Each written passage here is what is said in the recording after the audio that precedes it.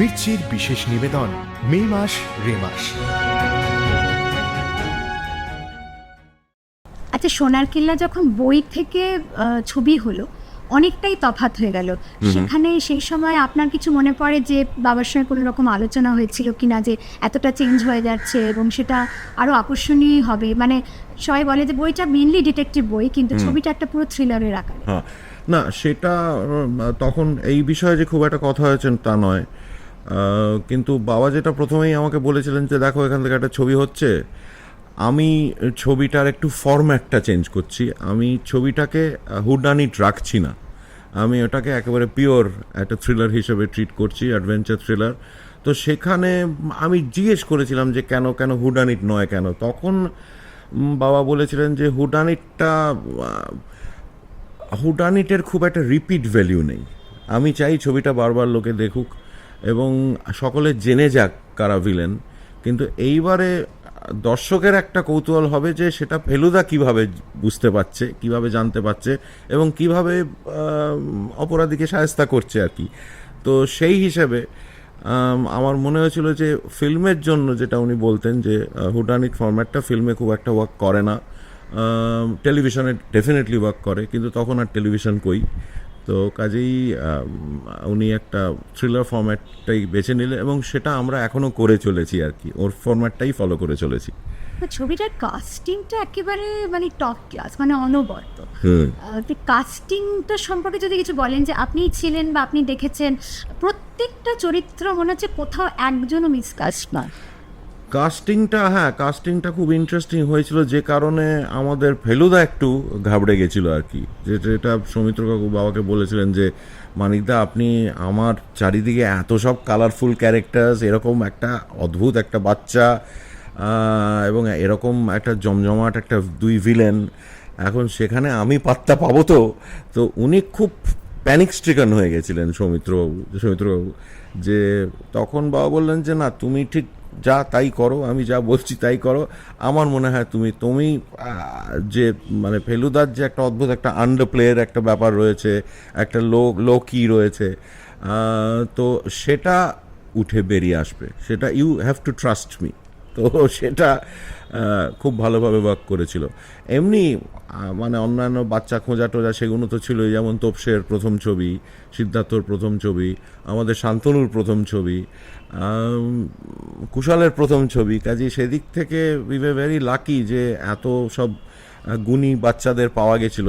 তোপসেকে আমি খুব একটা অবশ্য বাচ্চা বলবো না। তো তাছাড়া তো সত্যি কথা বলতে কি মানে কামু কাকু আমাদের ছবিতে একটা পার্মানেন্ট মানে পার্ট অফ দ্য ইউনিট হয়ে গেছিলেন, কাজেই সেখানে কামু কাকুর নামটা আমার মনে হয় বাবার প্রথম মনে পড়ে আর কি, যে যদি সেরকম একটা করা যায় তো কামুকে যদি নেওয়া যায়, একটা মন্দার বোস করা যায়। তো তাই জন্য সব মিলিয়ে ভীষণ একটা ইন্টারেস্টিং, একটা আনপ্রেডিক্টেবল কাস্ট হয়েছিল, যেটা খুব ওয়ার্ক করেছিল। আপনি শুটিং দেখেছেন? সোনার কেল্লা আমি পুরোপুরি ছিলাম থ্রু আউট, এবং মানে লোকেশন দেখতেও আমরা গিয়েছিলাম। আর তাছাড়া আমার যেটা এখন মানে যেটা খুব অদ্ভুত লাগে ভাবতে, যে সোনার কেল্লা আমরা এত জায়গায় কাজ করেছি, আমরা শুরু করেছিলাম দিল্লি থেকে, যেভাবে মুকুল যাচ্ছে আর কি সেভাবেই আমরা শ্যুট করেছিলাম, যে প্রথমে দিল্লি, তারপর আমরা জয়পুর গিয়েছিলাম, জয়পুর থেকে যোধপুর থেকে বিকানের থেকে আবার ব্যাক টু যোধপুর, তারপরে জয়সলমের। কাজেই পরপর যেভাবে মানে ফেলুরা গেছে, যেভাবে ছবিটা পরপর এসছে, সেভাবেই আমরা শুটিংটা করেছিলাম, মানে প্রায় সিকোয়েন্সেই করেছিলাম। আর তাছাড়া ভেতরের কাজগুলো যেমন সার্কিট হাউসের ইন্টেরিয়র, সেগুলো তো স্টুডিওতে হয়েছিল। তো সেইটা আমার এখন সব মানে ভাবতে ভীষণ অদ্ভুত লাগে, যে সেই ধরো 25-এর জন্য আমরা বাইরে গেছিলাম প্রচণ্ড ঠান্ডার সময়, মানে ফেব্রুয়ারি মাস, তখন একটা কোল্ড ওয়েভ যাচ্ছে রাজস্থানের মধ্যে দিয়ে, কাজেই সাংঘাতিক শীত ছিল, কিন্তু the controlling of the production যেটাকে আমরা বলি, সেটা ওয়াজ অ্যাবসলিউটলি ইম্পেকেবল। মানে আমি এত ভালো প্রোডাকশন, কারণ তখন আমাদের প্রোডাকশন কন্ট্রোলার ছিলেন অনিল চৌধুরী, এবং হি ওয়াজ ইন হিজ অ্যাবসলিউটলি মানে পিকে যেটা বলা যায়, ইন হিজ এলিমেন্ট।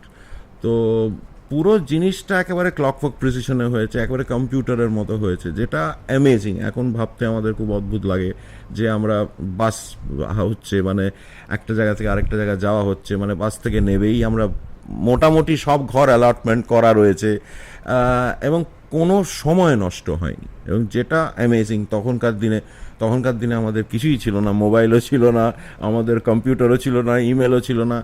আর যেটা হতো, আমরা একটা জায়গায় কাজ শেষ করছি, তার দুদিন আগে অনিল কাকা বেরিয়ে যেতেন আর কি নেক্সট লোকেশনে গিয়ে ব্যবস্থাগুলো করতেন। তো কাজে পুরো ব্যাপারটা মানে এখন একেবারে স্বপ্নের মতো মনে হয়, কারণ সোনার কেল্লার আউটডোরটা ওয়াজ মোস্ট এক্সাইটিং। মানে সেরকম আউটডোর আর আমি অন্তত দেখিনি, মানে ইনক্লুডিং গুপি বাঘা। আমি বলবো যে সোনার কেল্লাটা ওয়াজ অ্যাবসলিউট ড্রিম। যার সঙ্গে কথা হচ্ছে প্রত্যেকেই ছবিটার রিপিট ভ্যালু নিয়ে অনেক কথা বলছেন, যে এই ছবিটার মতো রিপিট ভ্যালু তো গুপি গাইন বাঘাবাইন অবশ্যই আছে, কিন্তু রিপিট ভ্যালু আপনার কাছে যদি থাকে, আপনার মানে আপনি কেন বারবার দেখেন, বা হোয়াট ইজ সো স্ট্রাইকিং? মানে আমাদের কাছে ধরুন, আমি দেখো, আমার যেটা মনে হয় যে মানে ইটস আ রোড ফিল্ম, সেই দিক থেকে দেখতে গেলে মানে ইটস আ চেস ফিল্ম। এখন সেখানে তোমার আর সত্যি কথা বলতে গিয়ে এত ইন্টারেস্টিং সব জায়গা, এত ইন্টারেস্টিং সব ঘটনা, এত ইন্টারেস্টিং সব ক্যারেক্টার্স, এবং তাদের সব নুয়ান্সেস আলাদা আলাদা আলাদা বিভিন্ন ধরনের ক্যারেক্টারিস্টিক্স। এবং আমার যেটা মনে হয় যে সোনার কেল্লা ওর অন্যান্য ছবির মতোই ভীষণ মাল্টি লেভেল ছবি আর কি। মানে একবার দেখলে একরকম আনন্দ পাওয়া যায়, আরেকবার দেখলে আবার আরেক রকম আনন্দ পাওয়া যায়। আর তাছাড়া বয়সের একটা ব্যাপার তো আছেই, মানে এক বয়সে একরকম আনন্দ, আরেকটু ম্যাচিওরড হলে আরও জিনিস খুঁজে বার করা, যেটা ওর সব ছবিতেই আছে, এবং সোনার কেল্লায় তো খুব বেশি রকমভাবেই আছে। আর এরকম ভিলেন কোথায়, এরকম অবশ্য মগনলাল মেঘরাজ, সেটা তো অবশ্যই ভেবে দেখতে হবে, কিন্তু মানে এরকম সিরিয় কমিক দুজন ভিলেন, আর তাছাড়া বাচ্চা টাচ্চা সব মিলিয়ে টিলিয়ে ভীষণ একটা মানে সব বয়সের জন্যই, সব বয়সের ছবি আর কি, সত্যি কথা বলতে কি। আপনারই তোলা ছবি দিয়ে আমরা এক্সিবিশন করবো, তা আপনি যে ছবিটা তুলতেন তখন আপনি কি ক্যামেরা নিয়ে নিয়ে ঘুরে বেড়াতেন, আর যাকে যখন মুডে না, আমি প্রথম ছবি তোলা শুরু করি 1970 থেকে, মানে প্রতিদ্বন্দ্বী থেকে। আমার মনে হয় প্রতিদ্বন্দ্বীতে আমার মোটামুটি মানে আমি খুব যে একটা বেশি ছবি তুলি, কারণ তখন মানে পড়াশোনাতে একটু বেশি ব্যস্ত ছিলাম আর কি, আনফর্চুনেটলি। তো ছবি তুলেছি প্রচুর, 70 থেকে ছবি তুলতে শুরু করেছি। 74 মানে বিশেষ করে সোনার কেল্লাটা তো আমার একটা মানে ভীষণ একটা ওই দিক থেকে, কারণ আমি সারাক্ষণ থাকতাম, ছবি তুলতাম, কালারেও তুলতাম, ব্ল্যাক অ্যান্ড হোয়াইটেও তুলেছি, প্রচুর ছবি তোলা আছে। তার মধ্যে থেকে একটা খুব ধরো 2%-এর মতো একটা, এবারে 2%ও নয়, কটা ছবি তোমরা এক্সিবিট করবে আমি জানি না, কিন্তু কিছু থাকছে। হ্যাঁ, আমার কিছু ফেভারিট ছবি থাকছে অবশ্যই। ওই আমার যেটা মাঝে মাঝে ভয় করে যে এই রে বারবার সোনার কেল্লা দেখালে আমরা যাব কোথায়, মানে আমাদের ফেলুদা কি হবে।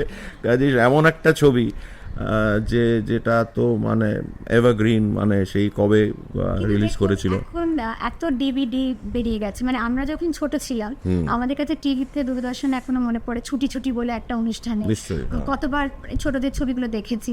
হ্যাঁ, কিন্তু এখনকার ছেলেমেয়েদের কাছে তো সত্যজিৎ রায় বলে না, সব ছবি খুব অনেক বেশি অ্যাক্সেসিবল, তাও সত্ত্বেও তাদের মধ্যে তারা জানছে বলেই বোধহয় আরো যারা দেখতে চাইছে যে না, আসলে কি জানো তো, মানে ছবিটা তৈরি তো বড় পর্দার জন্যে।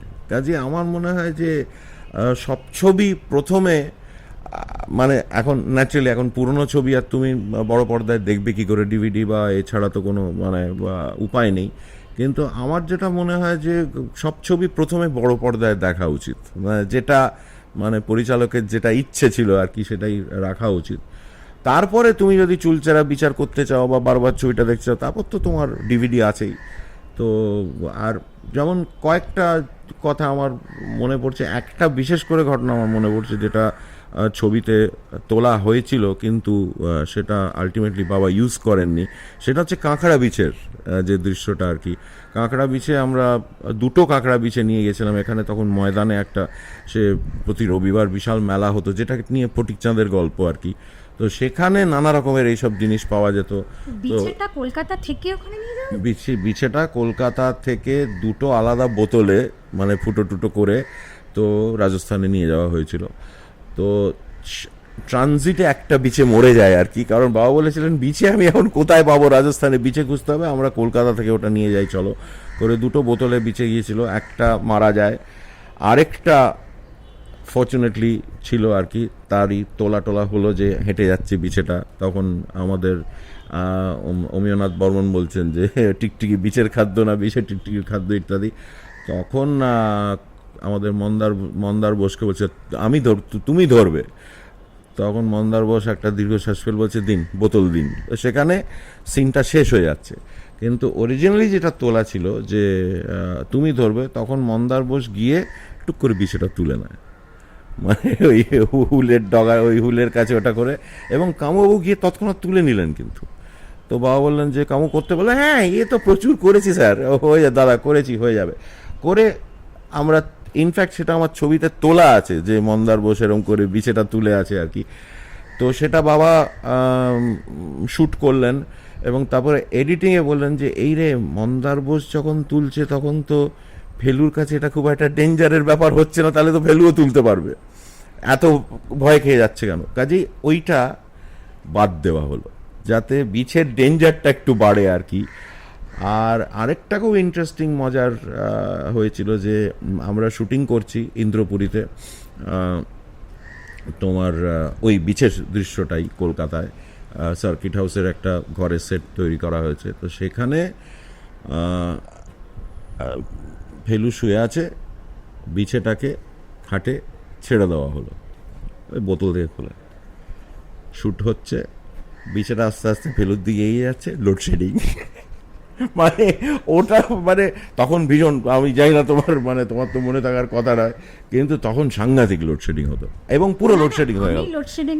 না মানে ওটা হচ্ছে একেবারে প্রাইম লোডশেডিং এর সময় লোডশেডিং হয়ে গেল, এবং তখন একেবারে সারা ফ্লোরে প্যান্ডেমোনিয়াম, টর্চ ফট জেলে ফেলে সে বিছেটাকে, তারপরে দেখলাম বালিশের তলায় চলে গেছে, সে বালিশ থেকে এসে এই উদ্ধার করা হলো। মানে সেখানে ফেলুও খুব ঘাবড়ে গেছিল, মানে যাই হোক। তো এরকম প্রচুর ঘটনা আছে বাইরে, আর মানে সত্যি তখন এটাকে নিয়ে, হ্যাঁ, যেমন আমাদের কুশলের বাবা লিখেছেন একটা সোনার কেল্লা সন্ধানে, তো সেখানে অবশ্য প্রচুর ঘটনা আছে, প্রচুর মানে হ্যাঁ মানে বটতলা টাইপেরও ঘটনা আছে, যেগুলো সকলকে বলা যায় না, কিন্তু খুব ইন্টারেস্টিং। মানে ইট ওয়াজ মানে অ্যাবসলিউট ফ্যান্টাস্টিক ট্রিপ। একটা ট্রাভেলগই বলুন বা একটা জায়গা, না সেরকম হয়নি, সেরকম খুব একটা হয়নি, এবং যে কারণে তারপরে তো তোমার মানে আমাদের রাজস্থানে বেড়ানোটা বেড়ে গেল, এবং রাজস্থান ট্যুরিজম থেকে আমাদের কিছু একটা দেওয়া উচিত ছিল। তো মানে অনেকে হয়েছে যে সোনার কেল্লা বই বগলে করে ঘুরতে চলে গেছে আর কি, এবং এখন তো সেটা সোনেকি কিল্লা নামই হয়ে গেছে। আমরা আমাদের খুবই ভালো লাগে শুনতে। জায়গাটার নাম অন্য ছিল, মানে অন্য ছিল কি ছিল আমার এখন মনে পড়ছে না। হ্যাঁ, কিন্তু গত বছর বলছিল জায়গাটা, তবে জানো তখন অনেক শান্ত ছিল, মানে অনেক, এখন ভীষণ সেই ফোর্টের মধ্যে সব ভীষণ। উঠে চড়ার এক্সপেরিয়েন্স আছে? আমি উঠে চড়িনি, তবে বাকি তো সব সেও সাংঘাতিক সব ব্যাপার ট্যাপার রয়েছে, উঠে চড়ার অভিজ্ঞতাও তো রয়েছে। তাছাড়া আরেকটা দৃশ্য ছিল যেটা আমার মনে আছে খুব, সেটা লাঠি স্টেশনে, মানে যেটা তোমার মানে ফেলুরা অপেক্ষা করছে আর কি ট্রেনের জন্য। তো একটা শট ছিল, মানে সেটা খুব বিখ্যাত শট হয়ে গেছে এখন, যে যা সূর্যটা ডোবার মুখে সেই এক্সারসাইজ করছে, লালমোহন ঠ্যাং ফ্যাং তুলে এক্সারসাইজ করছে, আলটিমেটলি ফেলু এলো একটা ঠোঙা নিয়ে, খাস সেই ডাকাতের খাদ্য ইত্যাদি। তো সেইটা একটা শটে নেওয়া হয়েছিল। তো এমন একটা সময় যেটাকে আমরা টাইম শট বলি আর কি, সূর্যটা জাস্ট ডুবতে চলেছে, তখন আমাদের অনেক আগে থেকে ট্রলি পাতা হয়ে গেল, ট্রলি পাতা হলো, রিহার্সাল হলো, কারণ ট্রলি চলবে, লালমোহনও সেই ঠ্যাং ছুটতে এদিকে যাবে, তারপর আবার ঘুরে যাবে, আমরা মন্দার বোসকে দেখবো একটা মানে ছদ্মবেশে একটা সেই বেঞ্চিতে বসে আছে প্রোফাইলে। তো যাই হোক, সেটা সব নেওয়া হলো, এবং আমরা তখন ওয়েট করছি যে কারেক্ট সময়টা হবে, মানে সূর্যটা ঠিক ডোবার আগে আমরা শটটা নেব, একটাই শট, এবং সেটা আমাদের বেশ অনেক দূর যেতে হয়েছিল, মানে জয়সলমীর থেকে, মানে সে খুব একটা দারুণ একটা স্টেশন আমরা পেয়েছিলাম, একটা ডেজোলেট একটা জায়গায়, ত্রিসীমানায় কিছু নেই। তো সেখানে জাস্ট তখন আমাদের সৌমেন্দু রায় ঘড়ি দেখছেন, বাবাও ঘড়ি দেখছেন, তো একটা পয়েন্টে সৌমিত্র ভাই বললেন যে এইবার মানিকদা এইবার শটটা নেই করে আমরা সব প্রিপেয়ার্ড হলাম, রিহার্সাল করাই ছিল, কিন্তু জাস্ট সকলে রেডি, সূর্য ডুবতে চলেছে, ক্যামেরা সুইচ অন হলো, ক্যামেরা চললো না। মানে সেটা যেটা তারপরে সে একটা ফ্র্যান্টিক, ওই 10 সেকেন্ডের মধ্যে জিনিসটা চালানো হলো, কিন্তু সেটা যে কিভাবে চলেছে আমরা সে একটা সমস্ত মানে তার ফাঁদ ছিঁড়ে এদিক ওদিক অন্যরকমভাবে কানেকশন করে, সেখানে অবশ্য আমাদের একটা খুব ভালো ক্যামেরা ক্রু ছিল, পূর্ণেন্দু ঘোষ ছিলেন, অনিল ঘোষ ছিলেন, তো খুব মানে সেইগুলো ভীষণ একটা লোমহর্ষক একটা ব্যাপার যে কি আবার তো মানে বাবার মাথায় হাত যে আবার জয়সলমীরে ফিরতে হবে, আবার তার পরের দিন আসতে হবে, সেই সময়টা আসতে হবে, তো এরকম প্রচুর মজার মজার ইনসিডেন্ট হয়েছে এবং গ্রেট। আমার একটা লাস্ট যেটা আমার মানে বলতে পারেন এটা আমার নিজেরই কিউরিয়াসিটি, সত্যজিৎ রায়ের প্রায় সমস্ত ছবি বিদেশে খুব বেশি সমাদৃত, কিন্তু এটা বাঙালিদের কাছে এটা এবং গোপীগাইন বাধাবাইন যেহেতু ডায়লগসের এখানে এবং বাংলা উইথ হিউমার পান সব কিছুর ব্যবহার এখানে আছে, বিদেশি বা অবাঙালিরা ছবিটা কি মানে অতটা আপনি দেখেছেন? না, এটা খুব ইন্টারেস্টিং একটা ব্যাপার, কারণ মানে বাবা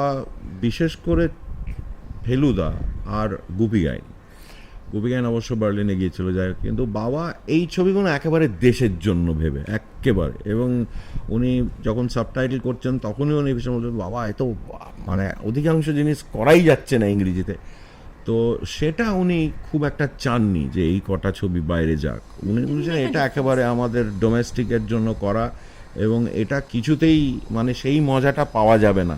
গুপি গাইনে তো খুব ডিফিকাল্ট, গুপি গাইনের সেরকম সেই অরিজিনাল ওই ফ্লেভারটা পাওয়া খুব ডিফিকাল্ট, কিন্তু খুব মজার ব্যাপার হচ্ছে যে সোনার কেল্লা আমেরিকায় রিলিজ করেছিল, এবং আমেরিকার যে একটা খুব বিখ্যাত সেই ফিল্ম একটা ট্যাবলয়েড আছে ভ্যারাইটি বলে, মানে ওদের বাইবেল আর কি, যেটা ওরা ফলো করে, মানে রিভিউসগুলো ওখানে রিভিউস বেরোয়, এবং সেখানে সোনার কেল্লার একটা টেরিফিক রিভিউ বেরোয়, এবং সেখানে বাবা খুব ইন্ট্রিগড হয়ে গেছিলেন যে বাবা এর মানে এটা অদ্ভুত ভালো রিভিউ, এবং শেষে বলেছে যে একটু ছবিটা মানে আমাদের ছোটদের ছবি যে লেংথ হয় তার থেকে একটু বেশি বড়, তাছাড়া আমাদের আর কিছু বলার নেই, আর এই ছবিটা দেখে আমাদের অ্যাটলিস্ট আমেরিকানদের শেখা উচিত যে কীভাবে একটা ছোটদের ছবি তৈরি করতে হয়, মানে খুব বেশি গোর, বেশি ভায়োলেন্স, বেশি ওসব না দিয়ে একেবারে খুব ক্লিন একটা অ্যাডভেঞ্চার কীভাবে, যেটা একটা শিক্ষণীয় দিক, এবং এটা খুব ইন্টারেস্টিং আমার লেগেছিল যে ভ্যারাইটির মতো, ভ্যারাইটি আবার একটু না কুচু একটু ওই টাইপের ব্যাপার কাজে, সেখানে সোনার কেল্লার এই রিভিউটা দেখে আমরা খুব থ্রিলড হয়ে গেছিলাম আর কি। মির্চির বিশেষ নিবেদন মে মাস রে মাস।